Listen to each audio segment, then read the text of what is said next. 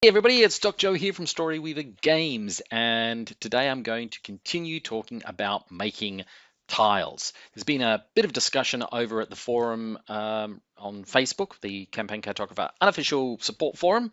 Go and join it if you haven't already, about making custom tiles. And I've also been asked to write a short article about this, which this video accompanies. So if you're reading the article, you're watching the video, you're doing it the right way, or go and do it the other way, whatever.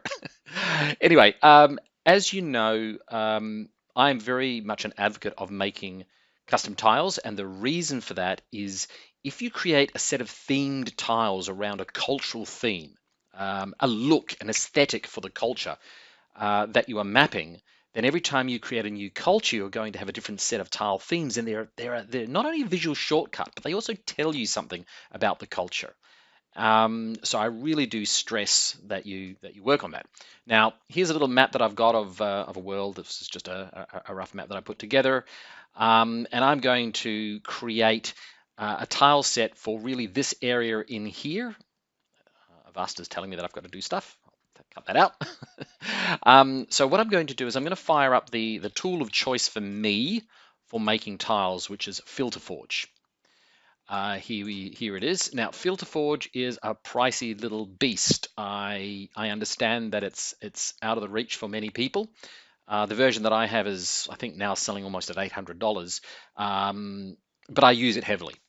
They do have a lightweight version of it now at around 150 bucks. It misses out some of the high quality outputs, but honestly, for the level of mapping that most people are doing, you don't need that super high-end output. You really only need that if you're doing 3D games and stuff. The other thing that you can't do is create custom, really customize your filters. So, for example, I have a custom filter in here that I call Aquila, and it's used for creating. I'll just bring over and I'll show you what this looks like. So this is something which I modified and stitched together. I'll just go to my little hand view. And what it does is it allows me to create walls, metallic walls that feature particular logos that I've built in. To see that running, I'll just give you an idea. I will go File, Open an image. I'm going to go to, oops, that was actually the right folder, the art folder. I will go and find a nice little image from here, maybe the Merc image. And there we go. Now we can very quickly get a wall, a bronze. Ooh, it's a little bit too red. There we go. And Bob's your uncle. We can start to create entirely new tiles as such. Now, I wanted to do that. That's something that I needed to do for my game. But most people don't need that. Most of the time, you can just want to use an existing filter. And the great news is that FilterForge, and one of the reasons I like it, has this massive library. I'm just going to click on that library button there, and we'll come here.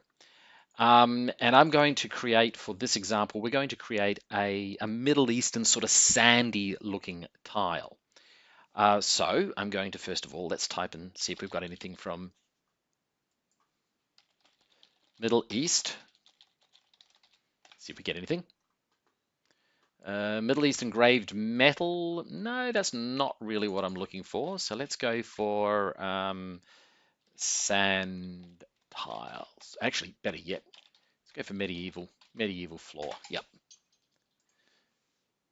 There we go. So this one might do us. This one would be perfect.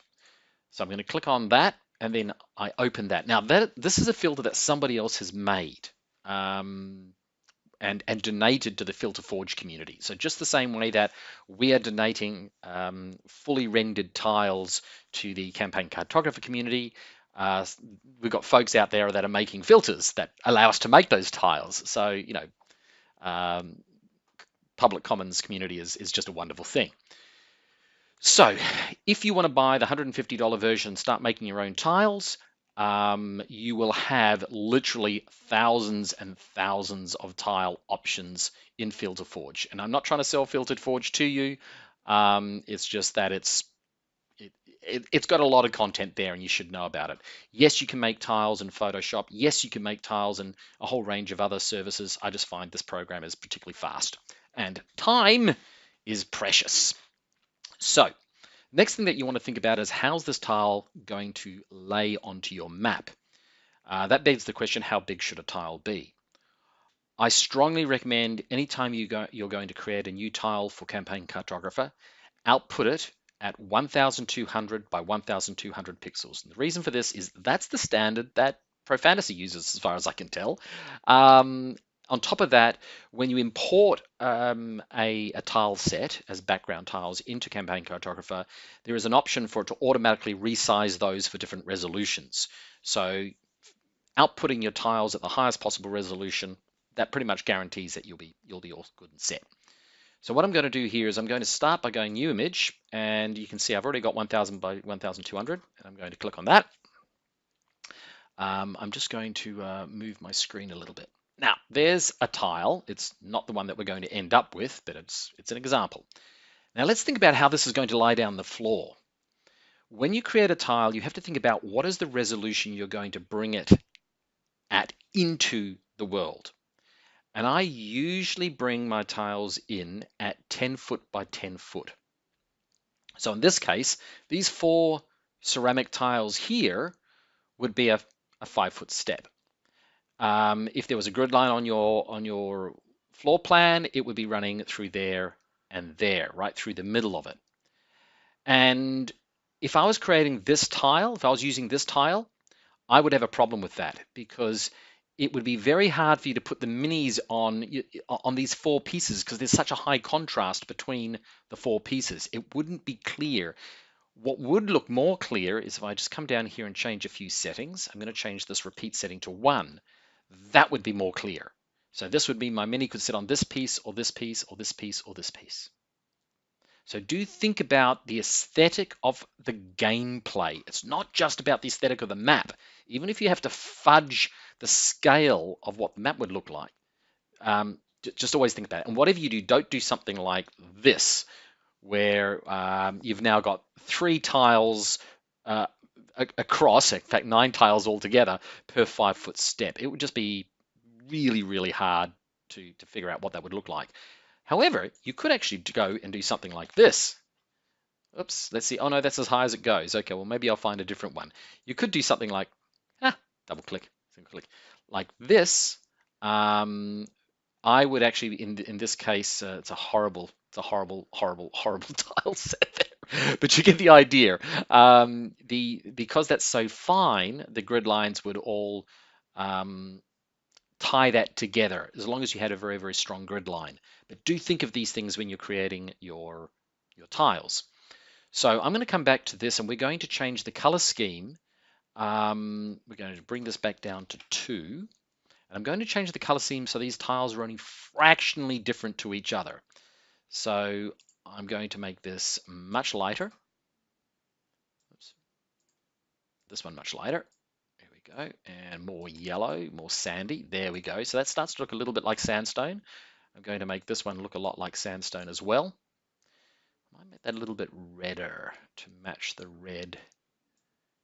Yeah, it's probably a bit too red, I think. But anyway, I'll come back and check it how all the colors come on in. Yes, and the mortar I'm going to make a lot lighter. Okay. We're going to change this pattern as well. Let's just see what happens if I just start to change these around a bit. There we go. Now it's starting to look a little bit. Luminosity range I'm going to bring down. Oh, that's interesting. That's not what I wanted. Okay.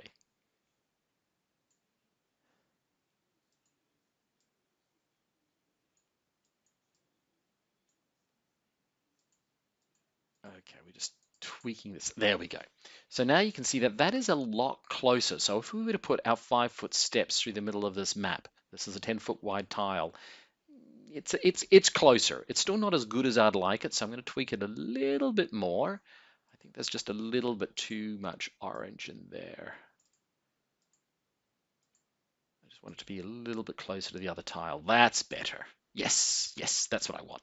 So now you can see if I was to put those through and through, that would look nice. Right, now I'm going to click on Seamless Tiles.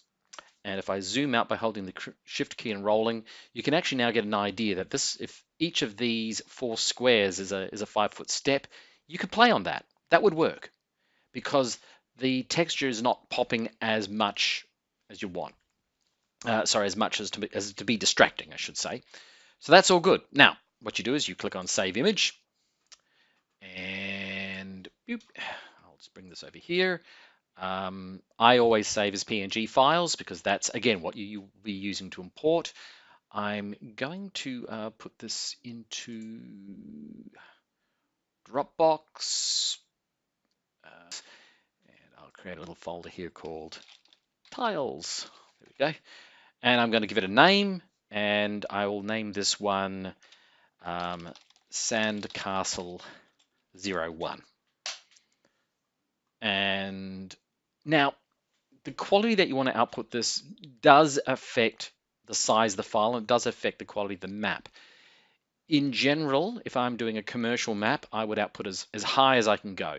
But in this case, it's not going to make that much of a size. Well, okay, now, look, I'll output it how I output it. But if you're just doing, generic maps for virtual tabletop games, the 8-bit is fine.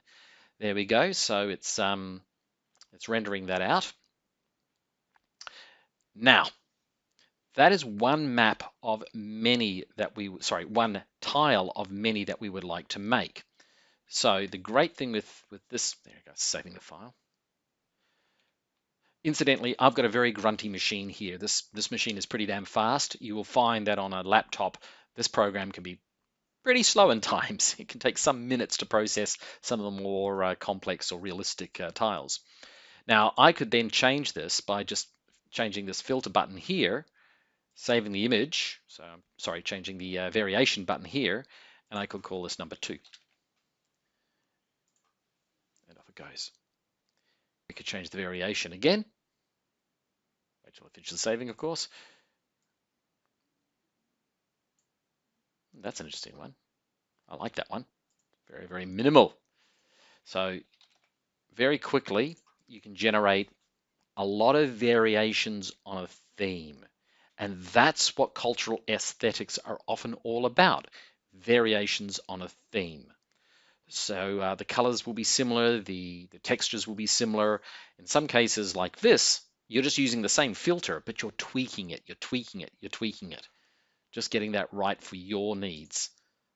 In this particular case, I might do one more, but I might change the colors. So I might make them a little bit darker. So this is a darker floor. Just bring down all those tones. There we go. Bring down those tones also. Ooh, I like it. I might actually move that one over. Yeah. And done. And we'll call this number 4. Okay. So in very quick time, with a little bit of prep work and a little bit of planning, I'm creating a whole bunch of tiles very quickly. And that's why you use something like FilterForge, which is dedicated for this. The rules are 1200 dpi by 1200 dpi. Always think in 10-foot squares of laying this down. You can think in 20-foot squares if you wish, but for my needs, 10-foot usually does the trick. Okay, so that's that part. Now let's talk about how we can actually use these in more detail.